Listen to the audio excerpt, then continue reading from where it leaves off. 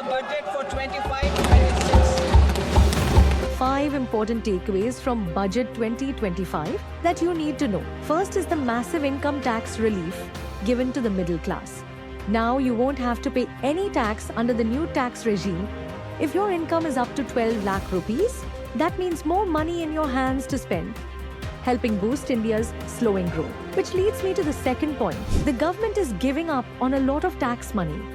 And despite that, India's fiscal deficit is actually expected to go down. Fiscal deficit is basically the difference between government spending and earnings, and is an important indicator of a country's economic health. The third focus of this budget was boosting employment. The government has announced a number of measures to boost economic activities in sectors like textiles and leather, which are all labor-intensive sectors. The fourth big announcement is a new committee to review regulatory reforms, making it easier for businesses to operate in India. The fifth key point is a slowdown in infrastructure spending, also known as capital expenditure. The government is now counting on private sector investments to fill this gap. For more updates on Budget 2025, subscribe to Grip Invest.